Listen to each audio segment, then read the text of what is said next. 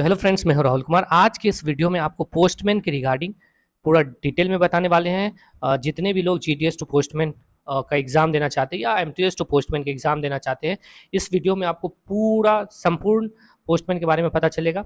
Positive और negative sides दोनों aspects बताएंगे, किसी भी चीज़ को छुपाया नहीं जाएगा। ठीक है।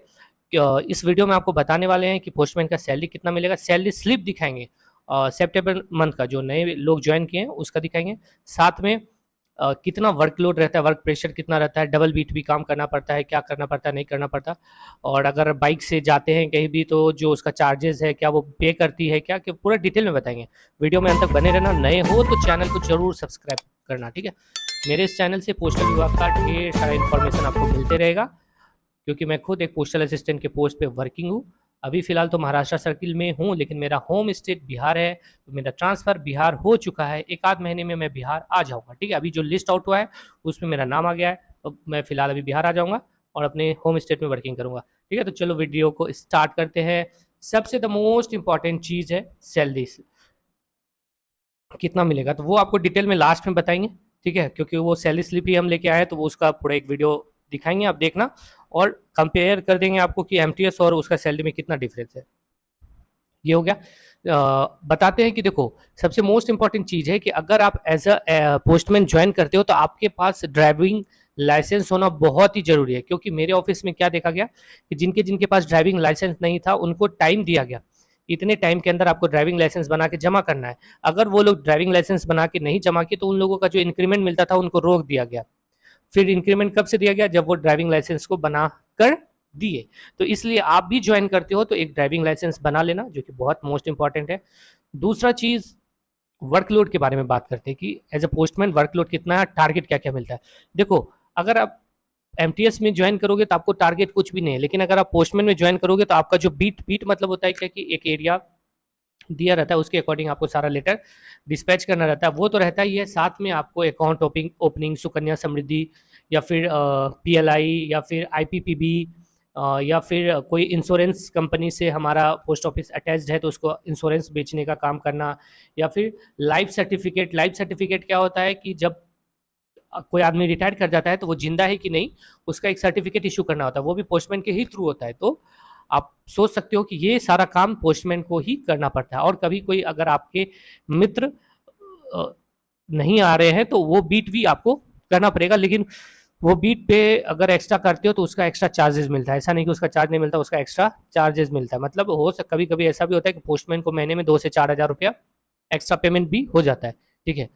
अब जो मतलब इतना होने के बाद थोड़ा सा तो पोस्टमैन का काम ज़्यादा रहता है एमटीएस के रिगार्डिंग, लेकिन लगभग 8 से 9 हज़ार रुपया सैलरी भी ज़्यादा मिलता है पोस्टमैन को।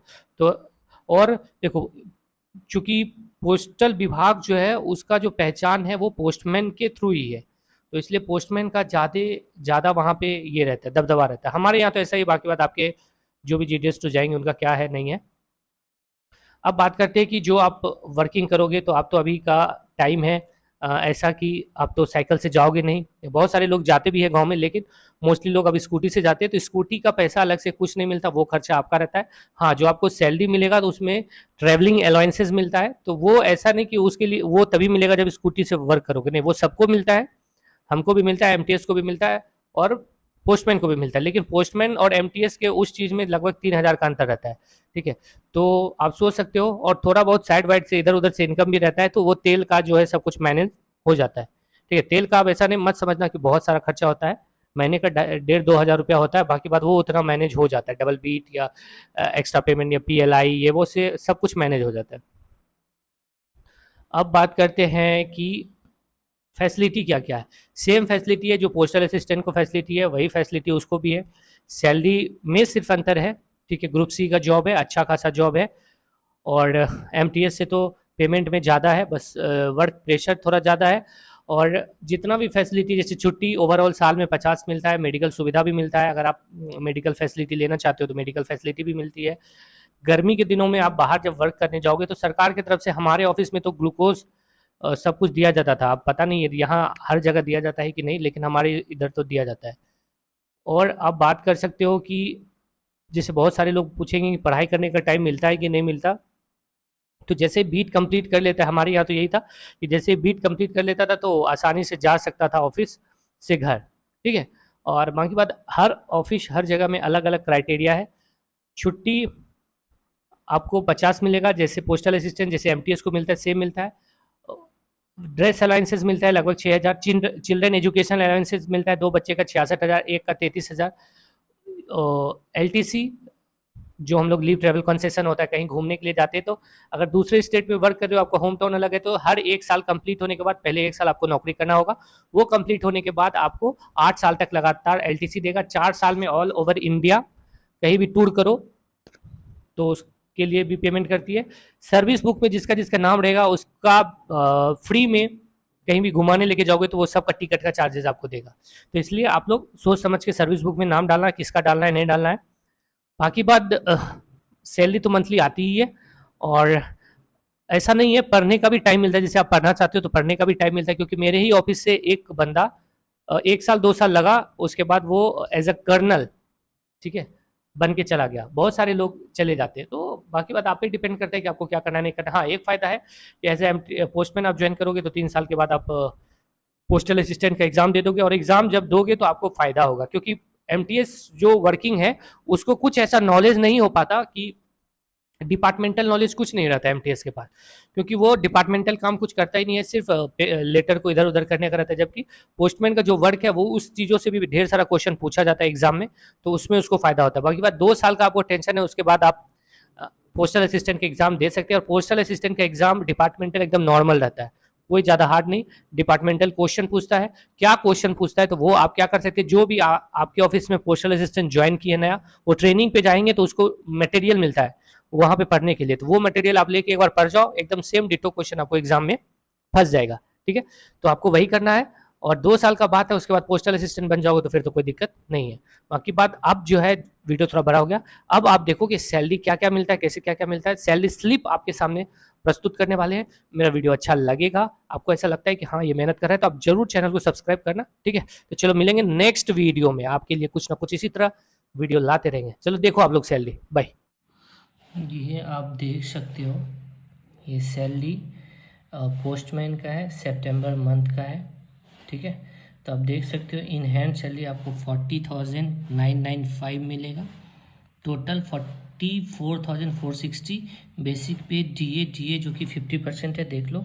एच आर ए जो है बेसिक पे का 30% है, 30% है। वाई सी टी में जाओगे तो 20% हो जाएगा, और जेड सी टी में हो जाओगे तो 10% हो जाएगा। एनपीएस जो है ये हमारा बेसिक पे प्लस डीओ को ऐड का 10% रहता है एनपीएस, ठीक है। और कितना कटिंग होता है एनपीएस और सीजीजीएस, ये फर्स्ट ईयर जिस ईयर आप ज्वाइन करोगे उसमें 10 रुपया कटेगा, नेक्स्ट ईयर ये 30 रुपया कटने लगता है। ये प्रोफेशनल टैक्स हमेशा कटता ही रहता है जब तक आप रिटायर नहीं कर जाओगे।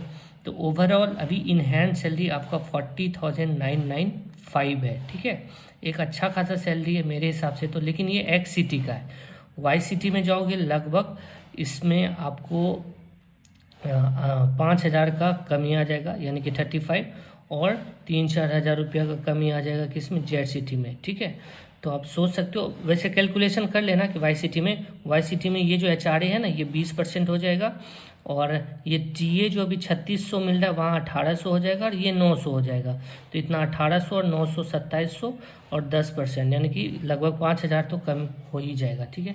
तो ये सैलरी कहाँ का है, एक्स सिटी में अभी आप ज्वाइन करेंगे। ये मुंबई जीपीओ का है सैलरी, ये वहाँ ज्वाइन करते हो तो आपको मुंबई का है, महाराष्ट्र, कहीं भी एक्स सिटी में रहोगे तो इतना सैलरी आपको मिलेगा। और जबकि एमटीएस का देख लो कितना है, एक्स सिटी में ज्वाइन करोगे तो 31,000 रहेगा। तो लगभग आपको हाँ एकदम साथ में रियलिटी पता चल रहा है कि कितने का अंतर है। देख लो बेसिक पे में कितने का अंतर है दोनों में। इसका बेसिक पे 21,700 है, यहाँ 1,800 है। देख लो जो टीपी है 3600, इसको मात्र 1,350 ही मिलता है, ठीक है। और यहाँ पे 675 है, इसका 1,800 है। एचआरए 6510 है, इसका 5400। तो सैलरी में वास्ट डिफरेंस है, 31,515 है, 40,995 है। लगभग आप बोल सकते हो कि 9 से 10 हज़ार का अंतर है, और कुछ साल में तो और ज़्यादा हो जाता है, क्योंकि पोस्टमैन का ज़्यादा बढ़ता है, इसका कम बढ़ता है। अब हाल फिलहाल में डीए जो आएगा ना, तो ये भी 41,000, मतलब लगभग आप सोच लो ना 500-700 रुपया बढ़ेगा, तो सोच सकते हो 41,000 समथिंग हो जाएगा, और ये भी हो जाएगा। तो इस तरह से आपके सामने देखो दोनों सैलरी को रख दी हैं, और आप सोच सकते हो कि आप किस में आपको जाना है कि नहीं जाना है, ठीक है। तो अगर वीडियो अच्छा लगे तो चैनल को ज़रूर सब्सक्राइब करना। और भी कुछ आपको जानकारी चाहिए, मेरा टेलीग्राम चैनल है राहुल 11 मैथ्स, वहाँ पे आप जुड़ सकते हो। वो एक चैनल पोस्टल विभाग के लोगों के लिए ही है।